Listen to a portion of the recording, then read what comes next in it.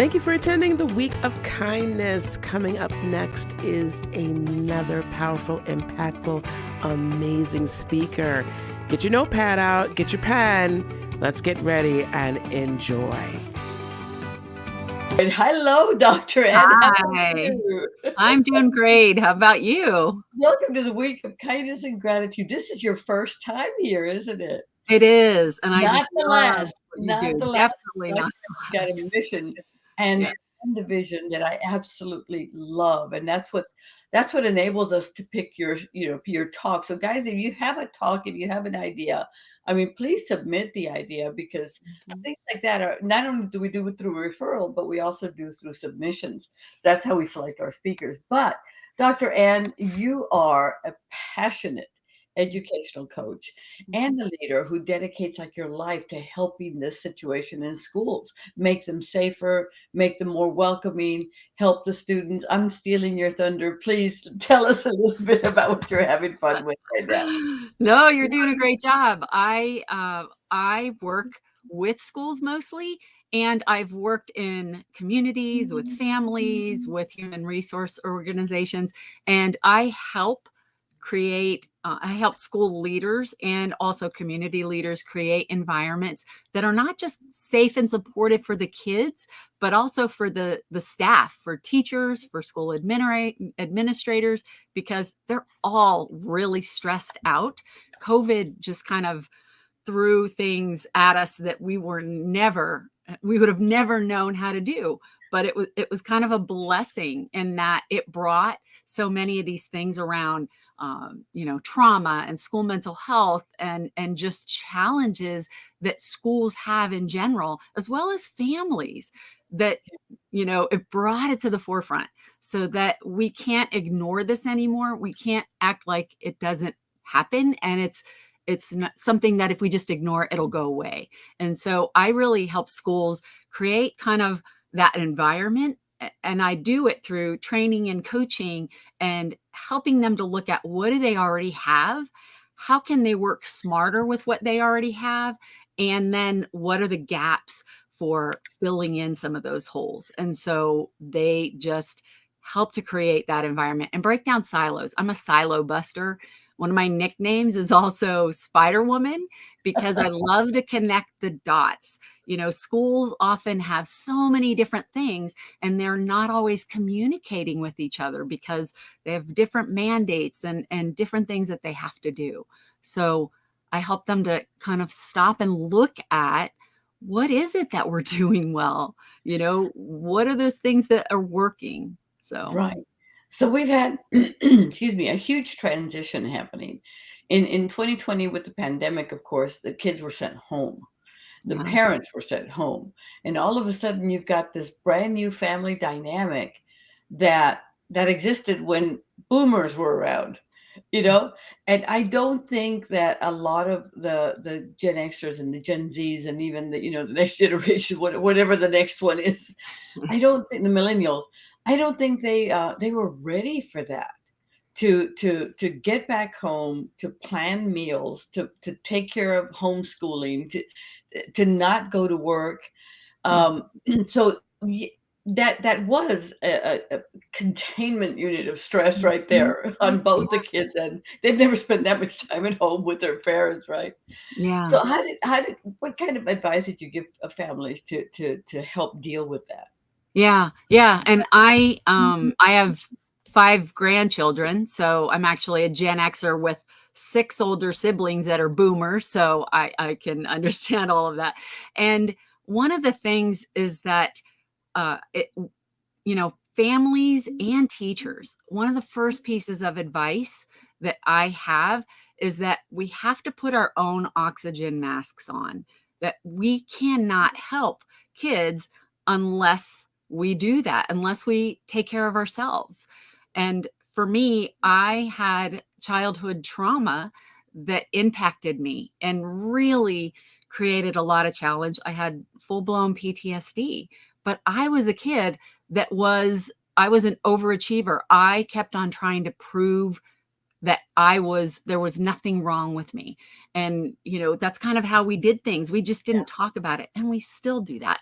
And so, adults looking at themselves and reflecting, and that's scary sometimes, but the more we can do that and say, you know what, I need to take care of myself, regardless of what your role is, that if we do that and put it into our schedule as though it's just automatic, it's part of our routine, that's the first step that we have to do. And sometimes it's as simple as just doing breathing exercises and modeling it, just saying, this is what I'm doing.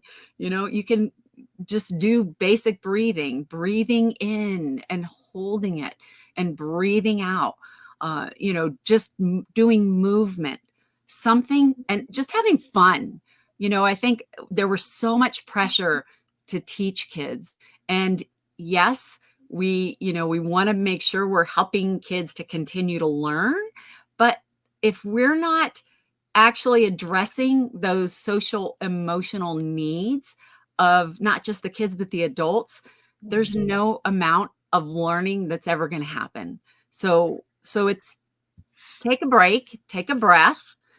Let's stop and just make sure we're taking care of ourselves and having fun.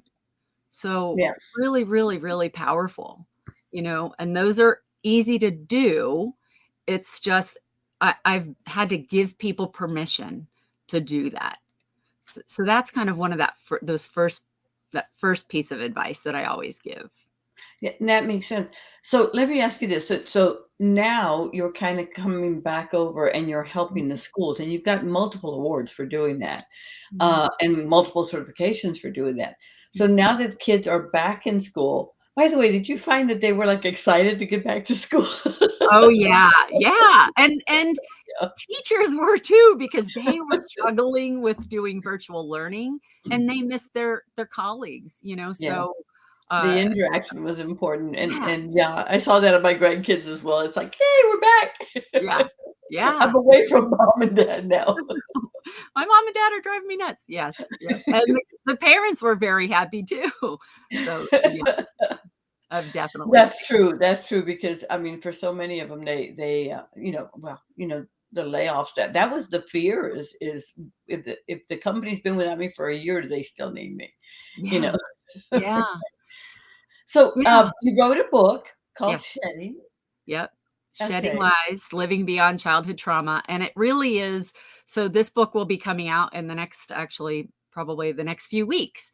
And because of my own childhood trauma and the fact that I didn't, like I said, I grew up in the 70s. We didn't talk about things. And Yeah. so if we just ignore things and don't really look at what's going on, we can't really address those things. So this is my story of I how trauma impacted me. What are the things that helped? What are the things that didn't help? And then it follows my journey as it impacted me throughout my life, and those things that then led me to my career, because I became a teacher, I became a behavior analyst.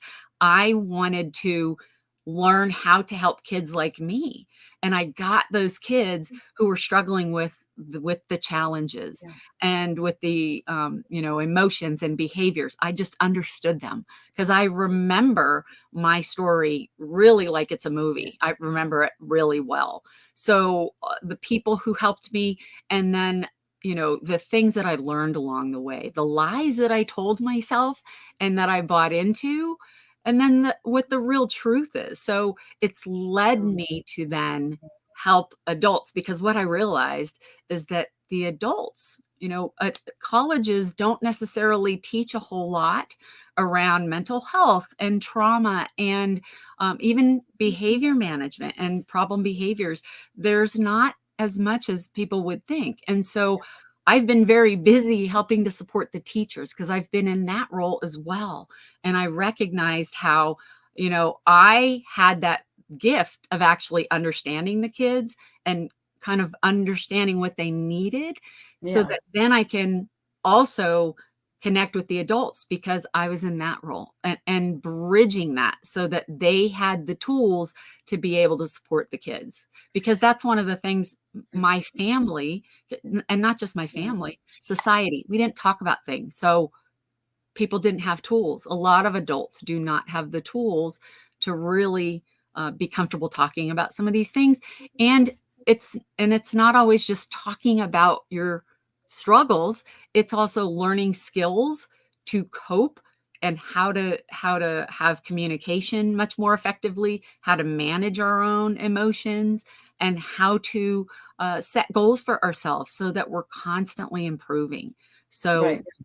that was really So that I was have pretty a couple of powerful. questions for you. I mean, I understand what you're saying. And by the way, I don't know if it's inherent with the placement of the child in the family, but I was number three, and I've always heard the number threes are always like never good enough, always trying harder, trying to be the best, trying to get noticed. You know, Middle uh, child. Yeah. you see that, right? You Yes. see Oh, that? yeah. My husband would tell you the same. He's a third child. Yeah, because I had two older siblings, and I was like, my little brother and I like couldn't get a word in edgewise. It was hopeless. Yes. Yes. But, but I guess what I'm saying is, how do you, if you're walking into a school with, 3, 4,000 strangers, how do you know, even as a teacher, who is like the prime candidate, the group A for what you're talking about, PTSD, childhood trauma, all that? What are Mm. the symptoms?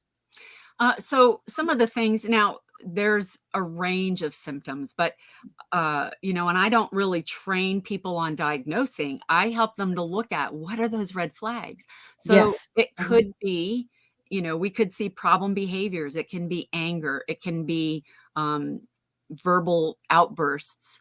It can be even just kind of physical, getting too close to other people, invading other people's space, being physical, pushing, shoving, any of those things that a lot of times it could be bullying that Yeah. we often think are, oh, those are rites of passage. That's part of being a kid. It's just that, again, we don't really know. From my perspective, I was much quieter. I was an internalizer, and I mean that in a way of my emotions were hidden Mhm. behind a lot of things. Like perfectionism is a huge thing that I've struggled Mhm. with my entire life. And I had to give myself a break. And I always, again, being the youngest of seven, all Oh of my my older, goodness. yeah. You beat me by a mile. And I have six siblings that are in 8 years, and then I'm 8 years younger from the youngest. So obviously I was not expected. And my older siblings were all babysitting me. They would have to take turns babysitting me. So that was kind of annoying. Yeah. And they were teenagers. They Yeah. wouldn't, I wouldn't expect them to be able to know what to do Yeah, or to they got want to the point where their parents needed help, and the kid and I made that mistake as well. My eldest daughter was like, "I didn't wanna babysit, I was in high school." And I'm like, yeah. "And I was working an hour away from you." Yeah, yeah, and it's difficult, and so we don't realize that it's important for us to make sure that it's really just about the relationships and helping kids to feel safe. But Well, yeah. yeah, for me, I really struggled with. I always felt that everything that I did was wrong, so I had to, Yeah. Been and I there. yes. So we may Yeah. see a lot of kids even, the anxiety, that internal anxiety can actually lead to illnesses. So we may see more kids, saying that they're not feeling well. That I Mhm. remember that I would be happy for a sick day because my mom would have to stay home from work to be with me. And Oh, nice. again, I kind of Yeah. crave that. And we say, oh, they just want attention. Well, yes, Yeah, but but they need it's it. deeper. There's something deeper. We can't just ignore Yeah. that. Why do they want attention? And what can we do about it? So we But all, and what's funny is that, as a boomer, especially with the women's movement, and, you were born in the '70s, I was graduating high school in the early '70s, So from there, came the eternal struggle that I felt we had gone much further ahead, and we still haven't. Yeah. But there was, you had to pick work or family at a point in your life, right? Mhm. And so, and I make light of it, but it was really quite painful. I mean, the first two kids, like, I was never there. I was always working. If I didn't work, there was no food on the table, and we all struggled. Mhm. And I was late picking them up from school. I missed their plays, that kind of thing. The Yeah. next two are like, "Mom, go away. You've been here too much. Just go away." And I'm like, "There's what do I do?" Yeah. Yeah. And you can't win. There's no book on Right. parenting where you can win, right? Yeah. Yeah. And it's, you know, each child is different on Yeah, how much they want, and it's my mom, actually, our mom, she was amazing in that she did work, and they actually had a newspaper article because she was kind of I was born in actually 66, but a woman in the 70s yeah, working full time. yeah, She yeah, actually did a job. She ran a swim program at a local amusement park that was, tremendous. So she was actually able to bring her kids with her. And then yeah. she was a swim coach. So I was on her swim team. I dove for her. So she always had me with her, which was a huge Nice, benefit. So, nice. that was really That amazing. worked. Yeah, That it worked. did. Yes. Yeah. It did. That's So I did have easy access to her. Now, she yeah. was not always able to give me the attention that she needed. I don't, Yeah, it's sure. I had so many other people. It's when we did have a village to raise us. There were so many other families. I have Yeah, so many other parents that were helpful. So it's yeah, it's it's a different time. And I think that's, that isolation and not being able to connect with other families was yeah. so difficult with COVID. And so Oh, being yeah. purposeful about Absolutely. that and just Yeah, saying it's it's not just about let's getting things done and going through a task list. We yeah, need to let some things go and say, let's focus on our relationships and yeah. having fun, and some of the things are just gonna have to come off our plate because we are way too hard on ourselves. And that's a hard lesson that I had to learn. And Yeah. so, and I still And do, you know? yeah, and what's interesting is that we're going through, your story, and how you created this entire business, by going through, what you went through, and how what you did to fix it, because you found a solution. It's so many people are Mhm, still striving to find that. mhm. But I'm gonna go with the elephant in the room, if it's okay with you, Absolutely. especially after this week. I've heard so many parents say, "I am afraid to send my child to school." There, you know what I'm talking about. Absolutely. Eh, Yeah. yeah. So how do you deal with that, and how do you help those kids and parents? Yeah. And I just in the last several years, up until about 2018, I was a state project director for Safe Schools, Healthy Students that came out of the Sandy Hook and the Columbine shootings. And that was everything that we did was around how can we focus on preventing this and Right. creating those environments. And then when that grant was over, that's what led me to do what I do now is I'm helping schools directly because I found that at the state level, I was too far removed. And Yeah. so I work directly with the schools.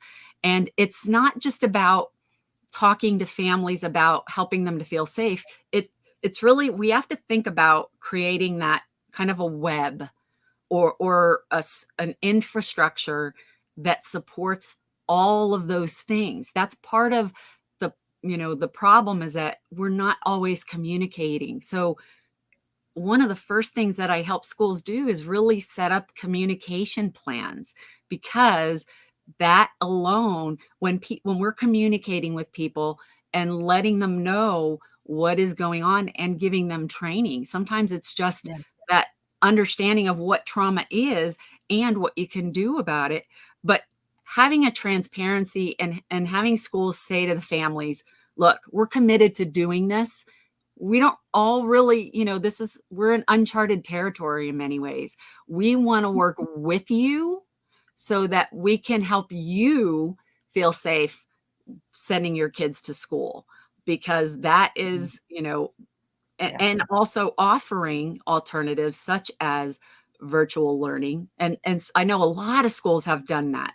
They've created more opportunities, not just sending kids out to cyber schools, but they're creating cyber learning in their programs. So they're definitely, because there are a lot of kids that really thrived on being at home. Yeah. But it's about creating a community, and that doesn't happen overnight. But at the same time, let's start with communication, and let's start with, just again, it's back to the relationships. If we focus on building relationships between all the people, between the school and families and the community, and everyone work together. So, again, when I look at working with the school, it's not just the school, it's not just the school district, it's Yeah. their entire community, and bringing people together. So I do a lot of focus groups and say, what are your needs? It's people need to feel heard. And that's another piece. If people feel safe, seen, and heard within their community, that's going to help break down the walls. It's not going to break Yeah. down everything, but that's a start. So that's a big piece of what I do in the very beginning is, let's just talk to people. Let's find out what's going on and find out what their concerns are, because they're valid. And we need to make sure we're not just saying, we're going to ignore what you said and we're just going to keep pushing on, because that's just going to elevate people's anxiety. So That makes so much sense. So basically, you come into a school and then you start the assessment, mhm, and then you start the plan of action. yeah. So what does that look like? How does somebody get a hold of you? And I know we've got gifts and offers to talk about, but I really want to understand, how do people find you, and then where do they go from there? Yep. So I have a website, Mhm. and it's katonalandconsulting.com, and people can reach out to me there. And I'm also on Facebook, I'm on Instagram, I'm on Twitter, and people can all reach out to me. I have an author page as well as I have my own personal, and I have a lot of things that I try and share, but people can reach out to me that way, and I'm pretty much my own. I'm the only person. I have a virtual assistant, so you're much more likely going to get me. Yeah. I'm going to move to having more people so that I can really, and getting coaches. I'm getting coaches to expand what I'm doing, because Yeah. there's such a need. And so, Yeah, I can totally see you as a certification program. yeah, Absolutely. Yeah. yeah, and a trainer, and a coaching program. And so families can reach out to me if they feel that their school needs some support. If there are members that are school boards, school leaders, teachers, anyone, Yeah. just, you can reach out to me, and I can, we can have a free coaching call and just find out what is it that you're looking for, and see if I can, um, if I would be able to work with you, or like I said, back to the spider lady, I have other groups of educators who, have expertise in different areas that I want us to bring everybody together. So we, again, breaking down those silos. So that's, feel free to reach out to me if you have any questions. I Love do it. have Love other it. resources on my website as well. Right. And I kind of hone in on saying, it's me and my VA, because I was exactly there. I can see where you're going to go pretty quickly here. So, but I was exactly there until I started noticing that I could never keep up. This is your next step, Dr. Ed. I could never keep up with my emails. And then when it started hitting 20 and 30,000 unread on a weekly basis, I said, okay, now it's time to get some systems in place. I'm there. I'm Yeah, there. you're there right now. I know. Yes. So that is, it's funny how we evolve and our businesses evolve, which means we're doing something right. Yeah. And that's where I want to go with this, because a lot of our audience, are authors, speakers, healers, coaches, and some are looking for, things that they can be certified in. Some Mhm. are looking for referrals, JV partners, joint venture partners, and affiliates. So Mhm. for those people in the audience, what do you what do you recommend? How can we help you get referrals? What kind of person are you looking for? And if we have connections, we can send them to you. How do we help you? Yeah, so thank you. I think, again, teachers or school leaders or school board members or families, if if you're hearing what I'm talking about and think that our school needs this bad, uh, you know, they need help. And so, uh, any of those people. I specifically work mostly with school leaders. They're the ones that are, so I may be connected with other people, but I try to get to the school leaders because they are the decision makers and they are also the ones who can identify if there's funding to support. And there's a lot more funding out there, which is kind of why I've been really busy. And so, so there's a good problem. And Right. um, so I help school leaders. They are the ones that I probably, focus on the most. And I've got several different programs. I have teacher trainings that I have like around classroom management and trauma informed classroom, or really building resilience and social emotional wellness. I have staff wellness. So it's about creating, not just here, go ahead and do yoga. It's about how can we create the infrastructure to support this so that it's ongoing.